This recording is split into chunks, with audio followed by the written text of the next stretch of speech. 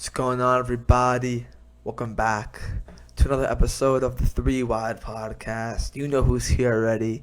Your boy in the Ferrari, man, live in the flesh. How you been, brother? How you been?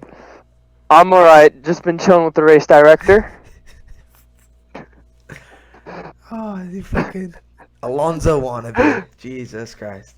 Anyways, today for you guys, we have hot takes continued, as well as a little prediction of the Brazilian Grand Prix, which we'll get into right away. So, Brazil, it's deemed to be a wet weather Brazilian Grand Prix with high participation levels all the way from Friday to Sunday. And if you You mean forgot, precipitation? what did I say? Did I say participation? Yeah, you said participation. I mean, wait, you're now technically wrong. There are going to be Partic- high participation levels there too.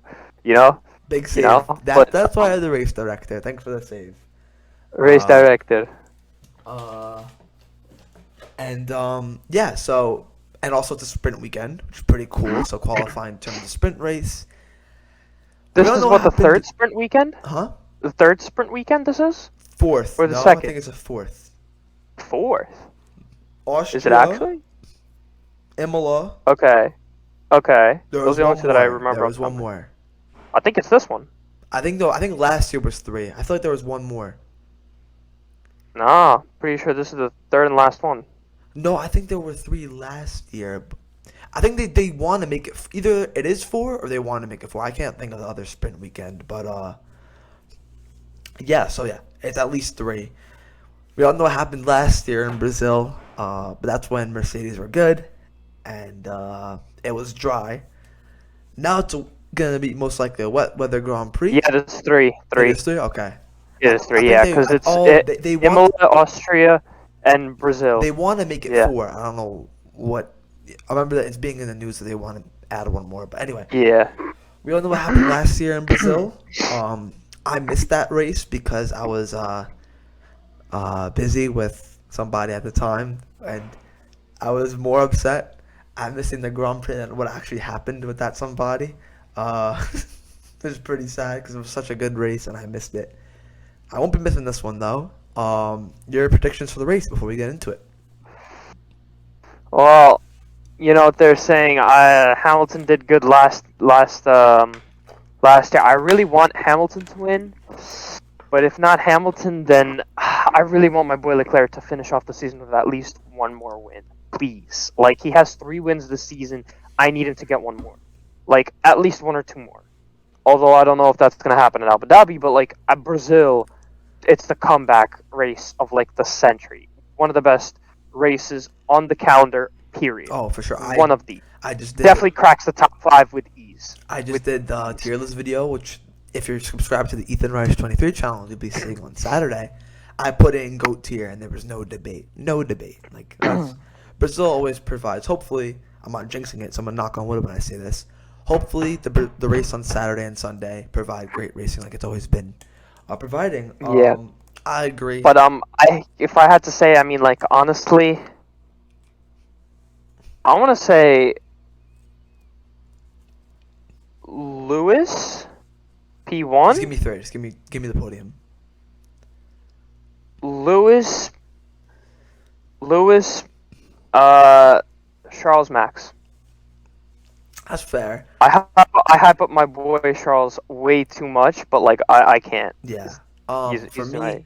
But Lewis really needs that window, or Charles. It would be between Charles or Lewis, which I hear places. you. But like, There's been news that maybe the rain could ruin the racing in Brazil, kind of like what it did to Singapore.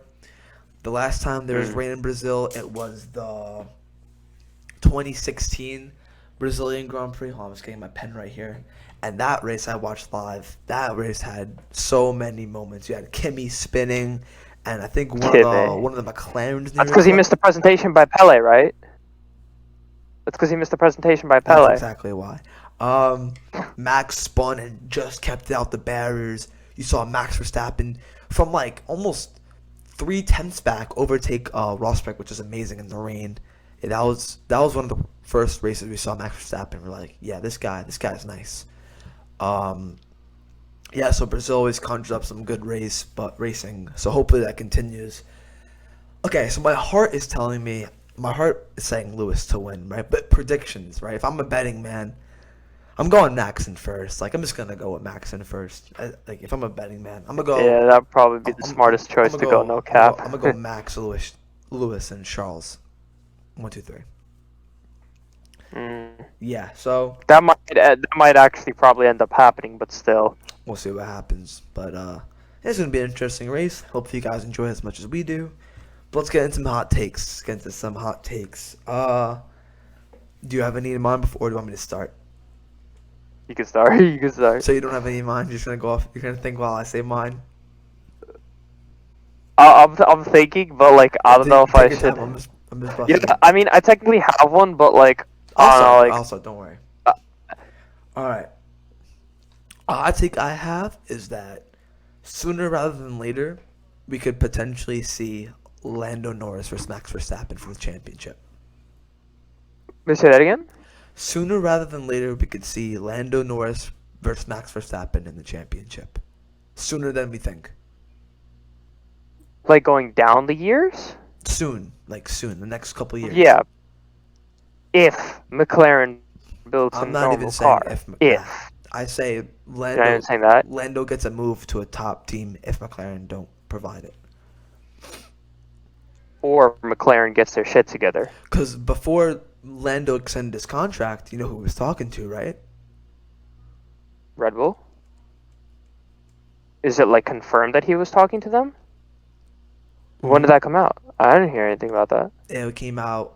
I read it about a week ago on the F1 website.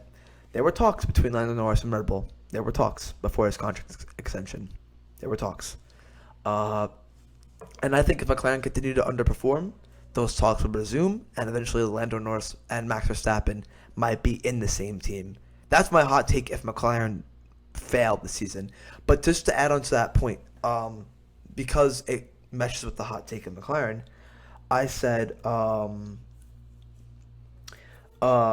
next year McLaren are going to be back and will be fighting for wins like we're used to seeing, even more so than the 2020 and 2021 seasons, because, hear me out, they're so under pressure because of how good their drivers are.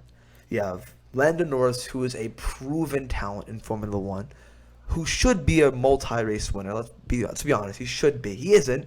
He will be soon, and he will be an F1 world champion, right? He's a proven talent in Formula One. And they have the golden boy. He's won Formula 3, Formula 2, Oscar Piastri, that is. He dubbed he dubbed Alpine, who are better than McLaren at the moment, to come race for McLaren, who are worse than Alpine. So because of the pressure they have on him, with two young drivers, right, that kind of give off to me Hamilton-Rosberg vibes, right? Two young drivers equally as hungry to win, because all Piastri has done in his junior racing careers is win. So he's gonna want to kick off to winning right away. I think McLaren are under pressure to perform and give a good car this year, and if they don't, they could be fucked in the long run, because they have arguably the best driver lineup on the grid in terms of potential. So that was a lot to Yeah, I digest. agree with that. So I think it's next season if McLaren. So basically, I think that McLaren will deliver a supercar next year, and if they don't, it's not looking good. That's my hot take. Oh man, that's definitely a lot to chew on right there. But if I had to make a hot take,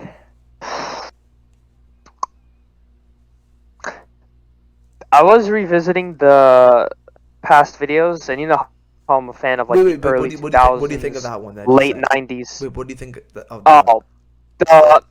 I mean, definitely I agree. Big pressure on McLaren, but if they don't deliver it by 2023, I don't see a reason why they shouldn't. But then again, same thing should have happened this time. But then this time, I guess it was like sort of understandable. Most teams got fucked with the new regulations, and only Red Bull, I guess, managed to do good because Adrian Newey. But and cheating, not imagine. And of course Nicholas Latifi carrying Williams, you know that. But anyway, like I guess 2022 was like sort of like everybody sort of had an excuse, although Ferrari and Red Bull had like the best cars, period. But 2023, now that they know what the regulations are, they should become definitely more versatile to adapting to them. That plus the drivers they have driving their car. Plus the drivers that they will have. That's definitely going to be something very interesting. And they're not the only one to have a very interesting lineup. I think Alpine also is going to have a very, very interesting... That's a hot take that I have coming up, but we'll get to that. But what I'm saying about... I predicted it in the future. But no, but with McLaren, honestly, I feel like they're definitely championship contenders when they have the car. Because no doubt that their drivers are championship contenders, but their car isn't at the moment. So we'll just have to wait until, March 5th? Yeah. To see how they are in February for testing. You know. I mean, testing. Testing. But yeah. But my thing is, Lando Norris has been yards ahead of Ricciardo, right? Years ahead of him these last 2 years. Now he's got a fresh young gun. Basically, like 2 Lando Norrises against each other, right? Or 2 Piastris, you could look at it. 2 same. I think they're like a year apart or like 2 years apart. Both the winners in everything they do. Like they're both really good talents. Hopefully, Piastri is what we expect in Formula One, and he delivers. But what I'm assuming he will deliver. McLaren have to deliver that car, man. And I'm not saying they got to be race winners week in, week out, but contend. Ferrari are going to be back and better. Mercedes are most likely going to be back and better, right? Red Bull, we all know Red Bull.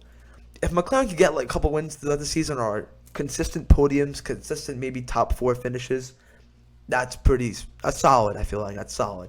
18 pole positions, though. If they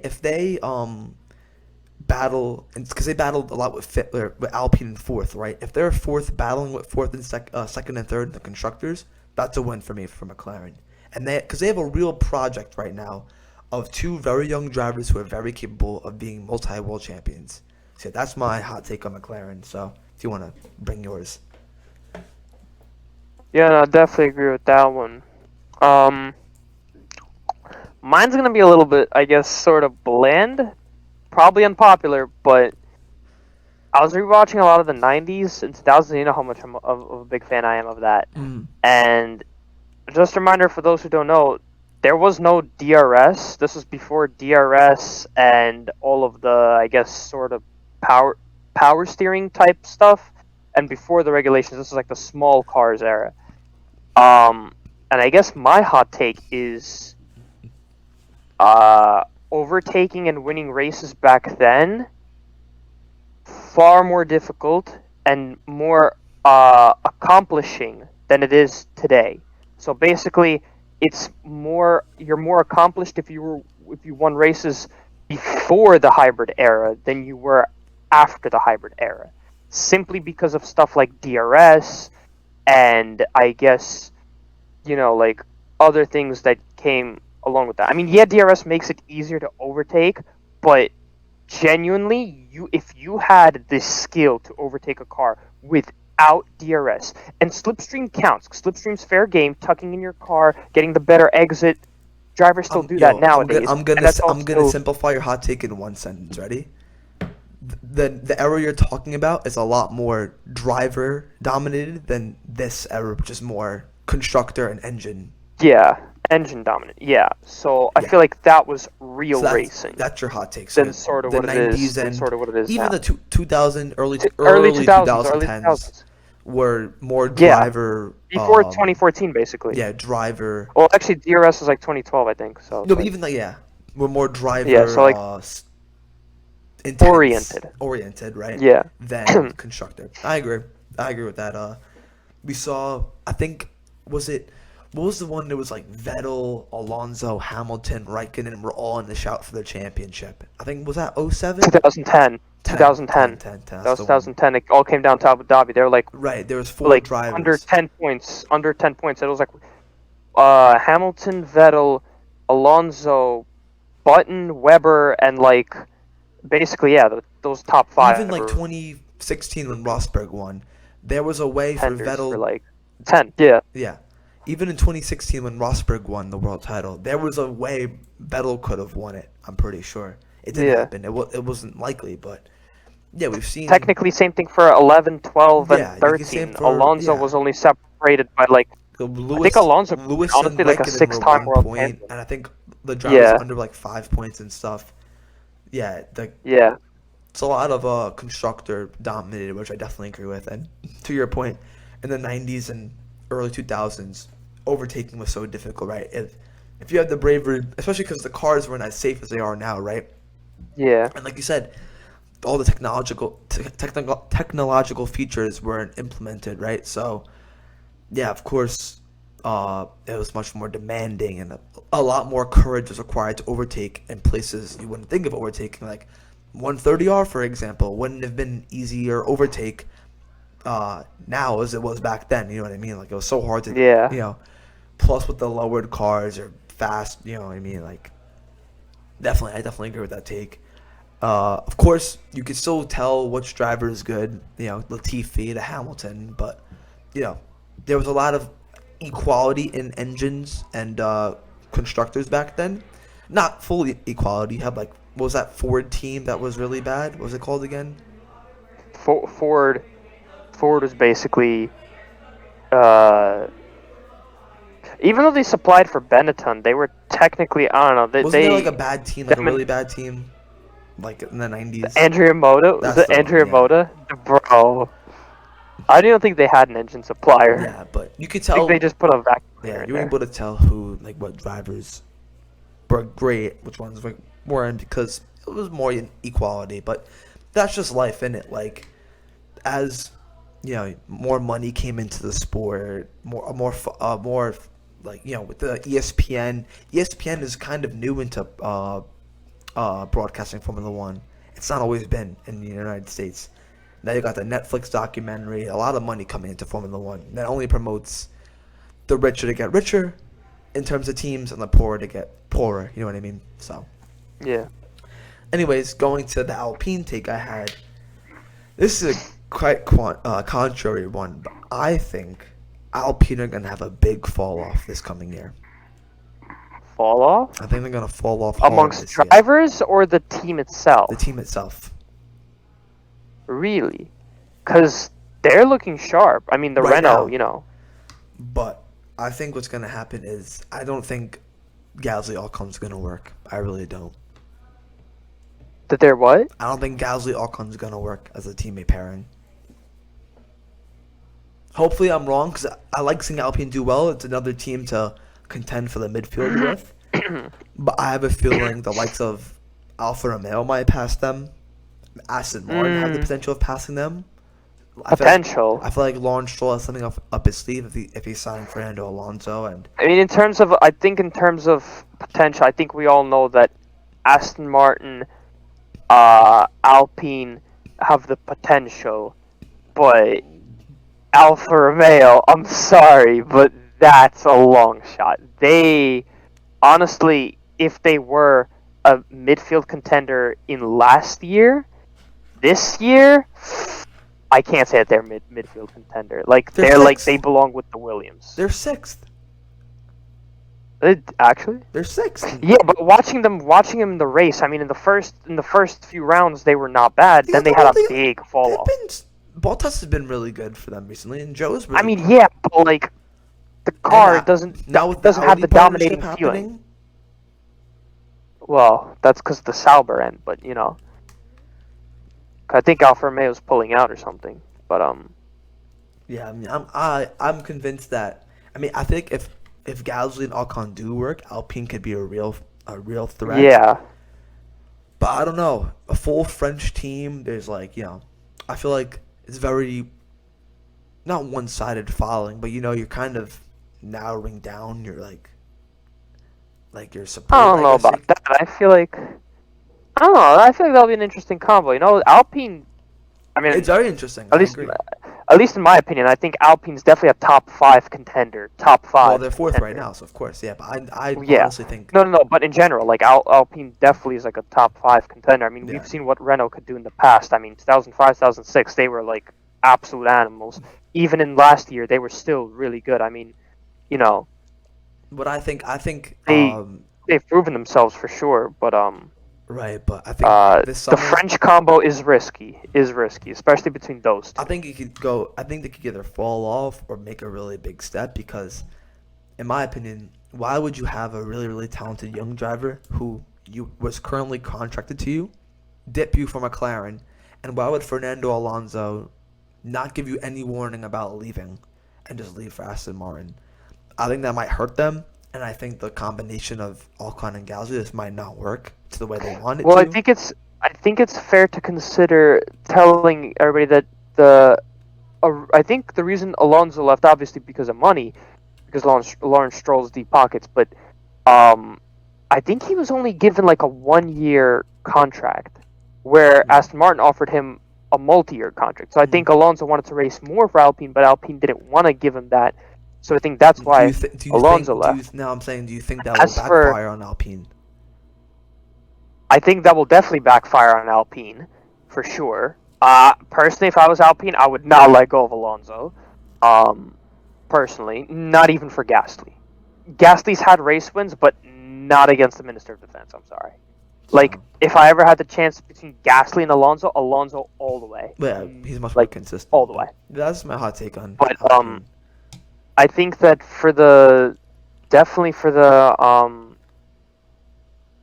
Alpine scenario, Gasly has his moments, like really good moments, and so does Ocon. And if I'm not mistaken, I think Gasly's won how many? Once or twice? Both once. Both once. Hungary. Okay, so then Hungary and I guess lusting for that win, the race wins, but you know. Oh no, Hungary and Monza, like the two won. Oh, yeah. No, but I'm saying like they're Hungary and lusting for the more they're race still wins, pretty young. I think what 25, 26 around there. Yeah, I just feel like my feeling is I'm more confident that Alpine will like maybe drop to like 6th or 7th, then make the jump to like consistent, like far and away 4th and contending for 3rd. Like I think McLaren will be what I'm not thinking Alpine will be, basically. So I mean, we'll see. Maybe I'll be wrong. Well, if they don't have stupid engine problems, the freaking Alpines, then you know I think everything's gonna go well for them. But again, we'll have to see how that works out. They bought out Pierre and Gasly's contract, so that could also. Yeah. But yeah, we'll see what happens with that. Any from you? Another hot take from you? I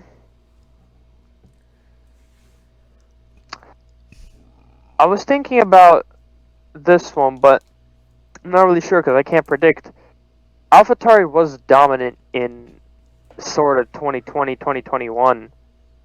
They were decent. Well, 2022, decent. Not dominant, but decent.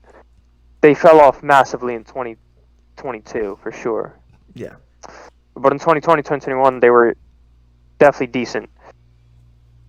De Vries to be signed onto AlphaTauri, probably not the best option. Yeah? Personally.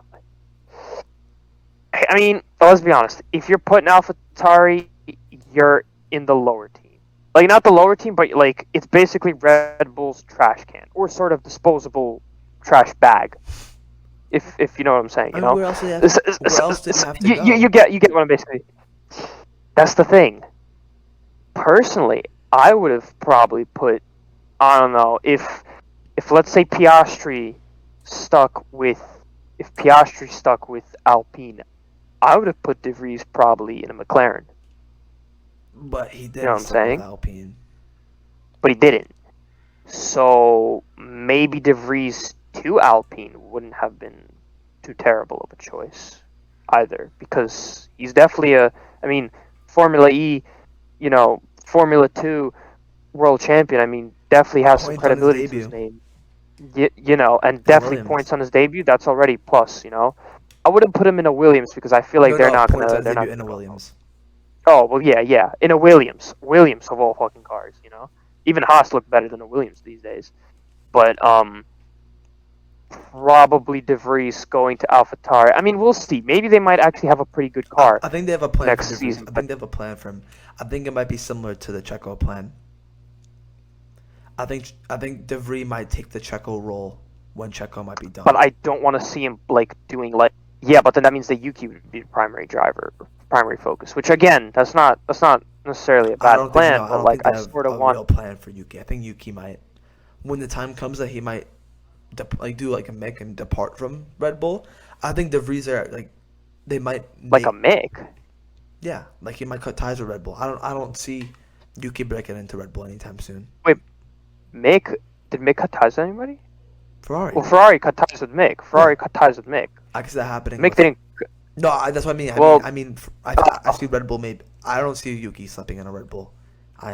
really? He's good though. He's good. I'm not gonna lie. He has He's good. moments, not consistent yet. Yeah, but could change, and he's been unlucky a couple times. he has been for sure. I mean, if Baku, for example, this last race, for example. Mexico, Yeah, Ricardo on the that was charge, crazy. bro. That was like He just 2 steps back he to yeeted take him 5 out. steps That was the forward. most interesting part. Yeah, Yeah, literally. I think the veteran and experience of De Vries will help Tsunoda get a bigger move maybe in the future. But I could see De Vries maybe going to Red Bull in a couple years if they don't take the Lando route or the driver to contend with Max. I could see De Vries taking like a more Checo Perez role if they want to get Max some like 7 world championships. I can see it happening. Yeah, but then again, Perez, what is he? He's same as Lewis, or like He might be a little younger. a little younger, but like 33, I think he's like 32, around 32-ish. there. Yeah, I think that for the next at least 4 years, they're still gonna 4? have Perez on the card. I don't know about 4. Because Perez is still really good. I know. Perez is still I don't know about really 4. good, you know? Maybe 2 or 3, and they might evaluate. Depends where they want to go with the team.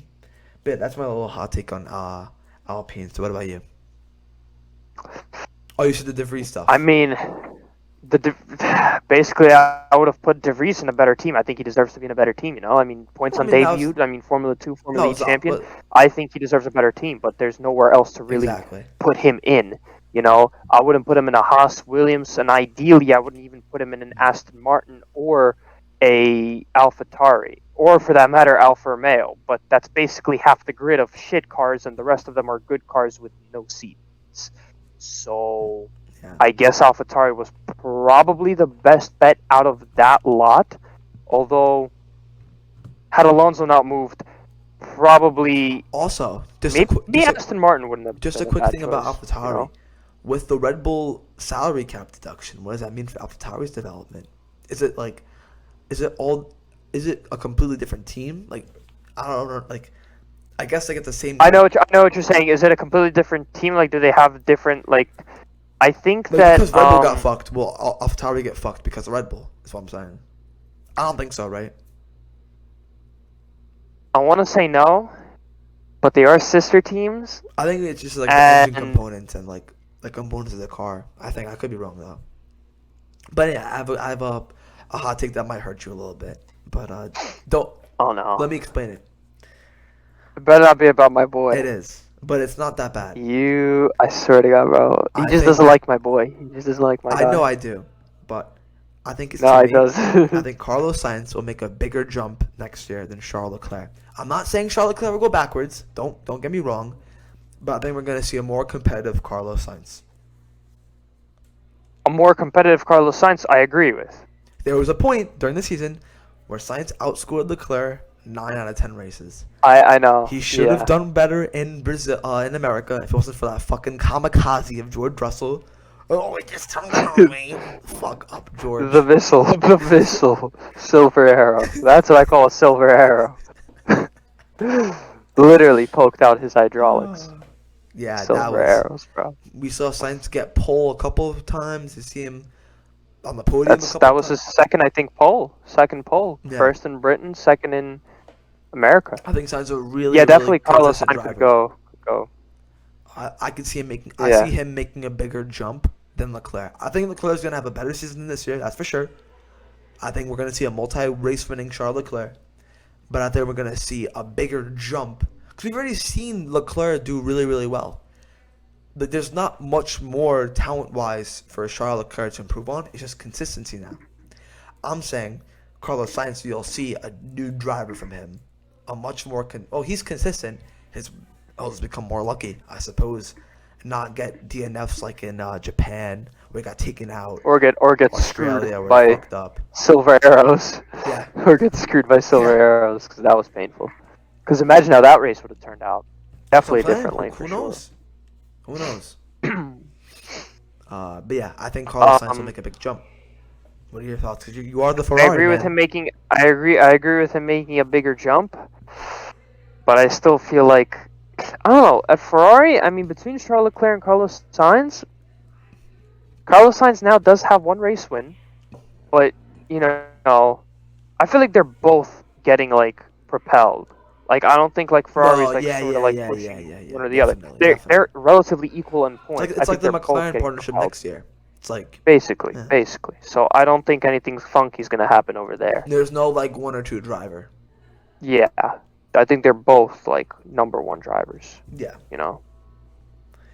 Yeah, I mean, And actually, I think this is like one of those very few instances at Ferrari where they have like both drivers number one, because Vettel and Leclerc were sort of. I mean, obviously Vettel 4-time champion, but then Leclerc Vettel still was had like wins. older. He was trying to mentor Leclerc. You had Kimi and Vettel. Yeah. You know, Vettel was the number one mostly. You know, most times than other. Yeah. But You know, like Massa and I forgot who else there was on his team. I don't even remember. Alonso. There's like Massa and Alonso, Massa and Kimi, I think. Yeah, also Kimi, but yeah, I mean, I think Carlos Sainz is know, going to like, be a I really, really mean- good driver. I mean, he's a really, really good driver, but I Yeah. think hopefully Ferrari get their shit together in terms of strategy and their reliability, and hopefully they can contend with the Red Bulls like they were earlier in the season. You have another hot take? Yeah. 'Cause I have one more. I actually do. Go on. I think we should go to at least a V8, because this is embarrassing. I mean, the GP2 engine on a V6 hybrid, I'm sorry. GP2 engine. But- GP2 engine. GP2 engine? GP2? But still, I don't know. V6, they're kind of boring. Well, you know why? It's the whole hybrid era. no I emissions. feel like that's also a wrong approach, because that's not really doing much, you know? Okay, they're not refueling, yes, but they're adding more what does races it take? and they're It's still increasing taking the travel. gas. It's not like it's still taking gas. It's not like it's taking air or hydrogen or something. It's still taking gas. You might as well put in a V8. I mean, the V8 blown diffuser, honestly, I think that should be a minimum. Like, maybe not a V10, although that would be amazing. But, like, a V8, please.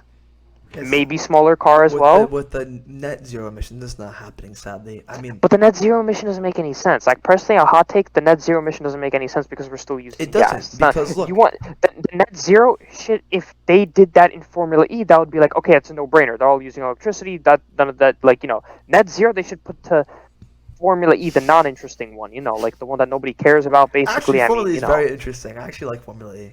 I'm sorry, I cannot find it interesting. I fell asleep in the first minute. I watched one today, like literally right before we started this, and I couldn't get through like a minute of it. It was so bad for some reason. It's like you watch Formula One, and then you watch Formula E, and it's not the same. Of course, Even it's not the I even same. watched Formula One, Formula E, and IndyCar, and I think I found I maybe- had watched IndyCar before Formula E. Yeah, you got me there. I think IndyCar is a little bit, just a little bit better than Yeah. Formula E, but then Formula One just blows everything out the water. Yeah. It's like, you know. So I think the net zero shit by 2030. I'm sorry, but that's so stupid. It Bollocks. It's a doesn't load make of sense. bollocks. Because they're adding all these races. For example, they have 3 American races. Why aren't they all in the same group? Why do you have to travel to fucking Europe, travel to South America, and then travel back up to North? It makes no sense. Group all the races together. Have an Asian section, have a European section, have an Oceanic section, and then have an American section. It makes sense. It makes complete sense. So if That you- would make sense, So but like, why are then, they you know, increasing it? And then the tire blanket shit, which I was debating. honestly, getting rid of that would be the That's dumbest crazy. thing ever. And Like, the one thing that pisses me off, why are they decreasing the temperatures? We discussed this last podcast. yeah, Online, I was talking to one of our followers, and he was like, in agreement that we should just lower the time used of the tire blanket. That's the thing that makes sense. Don't lower the temperatures, just lower the time, because that'll save your whole net emission, no emissions shit. This makes no fucking sense, man. The FIA. The other thing is the other thing is the FIA, the competency of FIA. I mean, we were all shitting on Michael Massey last year. It's gotten but worse. It's gotten worse. Surprisingly, it's actually gotten a lot worse. You know what summed up for me? That Alonso penalty. Yeah. I'm not an Alonso hater, but bro is a little salty about these Lewis Hamilton comments, which gotta stop. But that 30-second penalty was crazy. Yeah. And you know why it got reprimanded? Why it left Alpine? Because Alpine protested Haas because Haas put the protest in on Alpine too late. Yeah. So if they didn't put the protest in too late, it probably would have stood, and Alpine probably would have had that penalty kept on them. Yeah, but still, it's a 30-second penalty. Like, bro. That's what I'm saying. But they waved the black and orange flag so much already, especially at cars like Checo Perez and what's it called? Yeah. Magnussen a lot. They did not wave it at Alpine. Of course, they're gonna want Alpine's gonna want their driver to continue the race. It's the FIA's negligence that allowed that car to be on the track, not Alpine's fault. And you want to penalize them? Fuck out of here. That summed up to me how. I guess basically this hot take is the FIA and what's going on in Formula One, because honestly, the FIA needs to get their shit together. That's a cold take. You know, everyone knows about these fucks. They have too much power. Yeah. This is embarrassing. Very embarrassing. It shouldn't be a hot take, but it is because it's just getting worse and worse. The decision making up there is just ridiculous. Ridiculous. Yeah, it's like a bunch of babies in underwear, you know? Saying we want to be net zero, add races, but the thing, they add distance between the races. Just group them together. You know how easy that would make things? You can travel within Europe or America, but you don't gotta go from England to France. You can go England to Austria to France, sure, but don't go from Miami to then Zandvoort to, you know what I mean? Like go. What's the? I think if I have the race calendar right in front of me, just give me the American. If I'm not mistaken, I think the first race, even the very first race. Bahrain, Jeddah, right? Where does it go to after? I have right here. Bahrain to Jeddah. Okay, I guess that's sort of close. Then they jump straight to Australia, then to China, then to Azerbaijan, then to Miami. I mean, they're hopping all over the world, mate. Azerbaijan to Miami to Miami? Italy. What's that? Imola? Imola, then Monaco, then Spain, then Canada. Yeah, and then Austria. I forgot about Canada. What the fuck? Like, you can have the Brazilian. And then after Canada's Austria too. Right. You can and after that's back to US. Not US. UK. Do Oceania/Asia at the start, or Northern Asia at the start. So that's China, Japan, Albert Park, whatever. Then in the middle, that bulk, do Europe, like Austria, France, Great Britain, Azerbaijan. I know it's not Europe, but it's the European season. Then do America, Brazil, Canada, all the USA races, Mexico, and Colombia when it comes. And then finish out with the Singapore, Abu Dhabi, Jeddah, and Bahrain. It's just common sense. I know Bahrain's a great start to the season, so maybe you could get away with that. But don't hop. And Abu Dhabi has to be the ending. So, right, that's what I'm saying. Fix that. Imagine all night races set in the season. That'd be pretty cool. But yeah. Yeah, but honestly, we have to keep the Japan. Even the Japan one's starting a little bit earlier, I think, if I'm not mistaken. Yeah, they go from Japan to America. No, Japan to Qatar. No, this season they went from Japan to. This season, yeah. But then next season is Japan, Qatar, USA, Mexico, Brazil, Las Vegas. Qatar. What's the? Huh? Oh, yeah, the Qatar Grand Prix. Oh, fuck. Yeah, Qatar. That's the one I missed in the tier. What was it? 2020? Well, oh. Yeah. But yeah. Oh, FYI. But yeah. Let us know about your hot takes and what you guys think of our hot takes. Also, be on the lookout for more like cold takes. Be on the lookout for Sunday. We're gonna do a race reaction to the inevitable Brazilian Grand Prix, which should be a good one. Have the Ferrari man back on here Sunday night discussing the race. And yeah, hope you guys have a good day. Or venting about it. Huh? Or venting about how boring it is. But hopefully that's not the case. Anyway, no, guys, it's not gonna be boring. Like, comment, subscribe as always. Catch you guys later. Have a good day, everyone. Peace out.